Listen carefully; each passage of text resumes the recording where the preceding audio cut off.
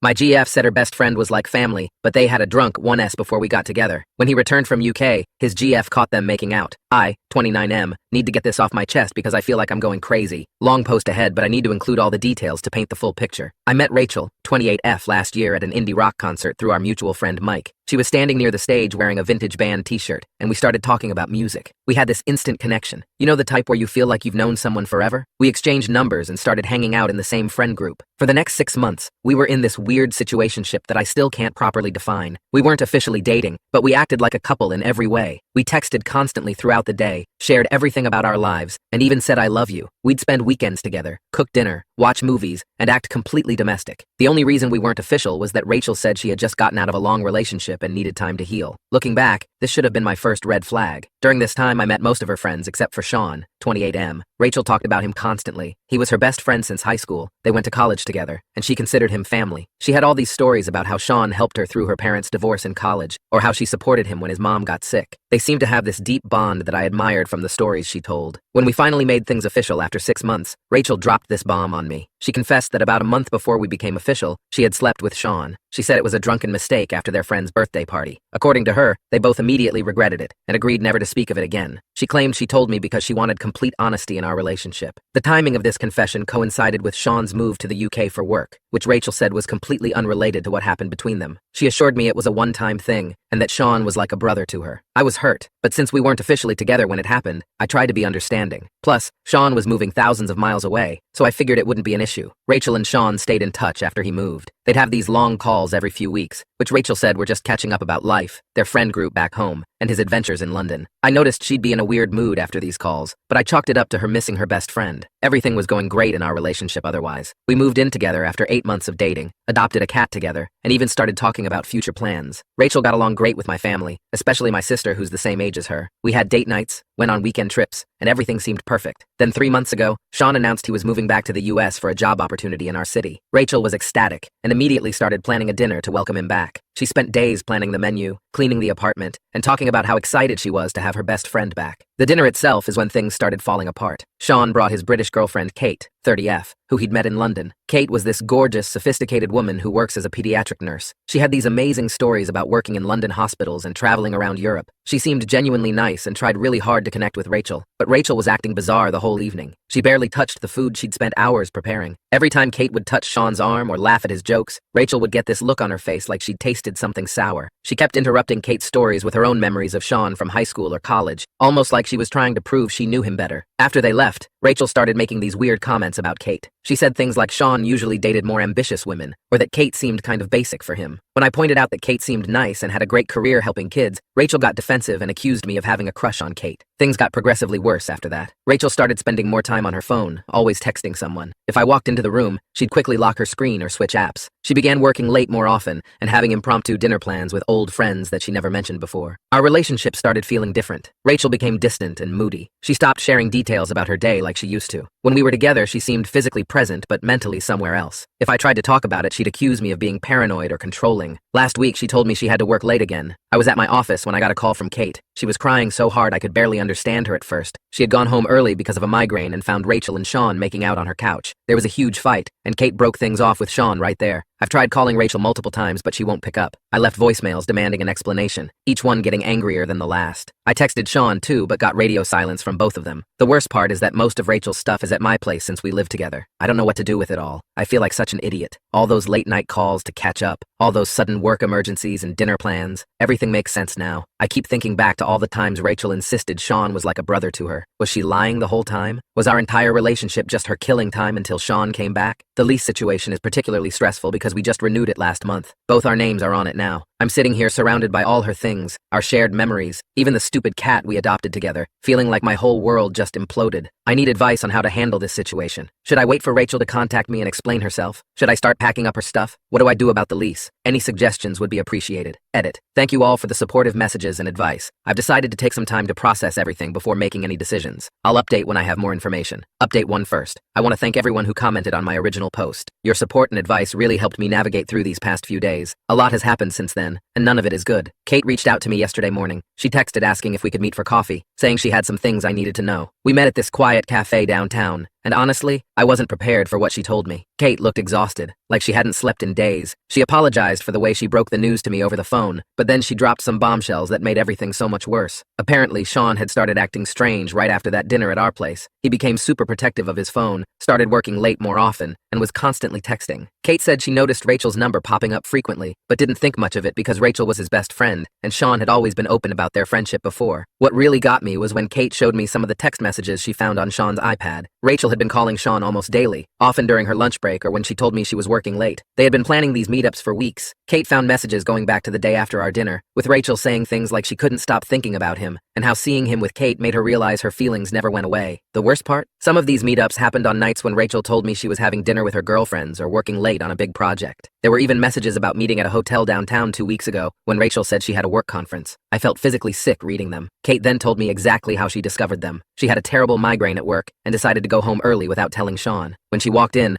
Rachel and Sean were on their couch, and from what Kate described, it was clear this wasn't their first time together. Kate said they both looked shocked, but not exactly guilty, more like they were finally caught doing something they'd been doing for a while. When Kate confronted them, Sean had the nerve to say that he and Rachel had unresolved feelings they needed to explore. He actually tried to explain it like it was some romantic movie plot about long-lost love. Rachel, on the other hand, just grabbed her purse and left without saying a word. Kate kicked Sean out that night. Apparently, he kept trying to explain how their connection was complicated and how Kate wouldn't understand their history. Rachel still hasn't contacted me directly. Her sister Amy came by yesterday to pick up some of her things. Get this, Amy actually tried to defend Rachel, saying that Rachel and Sean had a complicated history that predated both Kate and me. She said they had always been in love but never got the timing right. When I asked why Rachel didn't just wait for Sean instead of starting a relationship with me, Amy just shrugged and said, "Sometimes life is messy." I lost it at that point and told Amy to take all of Rachel's stuff and make sure Rachel never contacts me again. I packed everything of hers I could find into boxes: clothes, books, photos, everything. Even found a journal she kept that I was tempted to read but decided against it. I'm not stooping to their level. The lease situation was stressing me out, but I got lucky there. I talked to the landlord, and since Rachel never officially changed her address on her ID, her name isn't actually on the lease. Small victories, I guess. Kate and I ended up talking for hours at the cafe. She moved here from London for Sean, leaving behind her family, friends, and a great job at a top hospital. Now she's stuck in a new country where she barely knows anyone. We both feel like idiots for not seeing the signs earlier. All those late-night calls, the sudden work emergencies, the way they looked at each other at dinner. It all seems so obvious now. I've been getting messages from our mutual friends, and that's been its own special kind of hell. Some are saying I should hear Rachel's side of the story. A few are actually defending her, saying that sometimes old feelings resurface, and it's not really cheating if there are genuine emotions involved. One friend even suggested that both Kate and I should be more understanding, because Rachel and Sean clearly have a deep connection that transcends current relationships. I blocked all of them. The hardest part is going through our apartment and finding all these reminders of our relationship. Every photo, every gift, every memory is now tainted. Was she thinking about him when we went on vacation last month? When we adopted our cat? When she said, "I love you" every night? I keep thinking back to all those times she talked about Sean, wondering if she was comparing us in her head. Kate told me something that really stuck with me. She said we're not victims of love or fate or whatever romantic bullshit Rachel and Sean are telling themselves. We're victims of selfish people who are too cowardly to be honest about their feelings and too selfish to care about hurting others. I'm angry, but mostly I'm just tired. Tired of thinking about it. Tired of finding more evidence of their betrayal. Tired of mutual friends taking sides. I just want to move on, but it's hard when you realize your entire relationship might have been a lie. For now, I'm focusing on work and trying to keep busy. I changed the locks yesterday and blocked Rachel's number. The cat is staying with me. I was the one who actually took care of her anyway. I'll update if anything significant happens, but right now I just need time to process everything. Edit. Thank you all again for the support. Reading your comments helps me feel less crazy about this whole situation. Update 2. I didn't expect to be posting another update, but things have taken an interesting turn. First, thank you to everyone who sent supportive messages after my last post. Your advice really helped me get through some tough days. After everything that happened, Kate and I kept in touch. We'd meet for coffee every few days to talk about our situations. It helped to have someone who understood exactly what we were going through. When her lease was ending last month, she mentioned she was planning to move back to London. She'd been struggling to afford her apartment on a single income, and the whole situation with Sean had made her feel isolated in a city where she barely knew anyone. I had a spare room since Rachel moved out, and honestly, the apartment felt too empty. Without really thinking it through,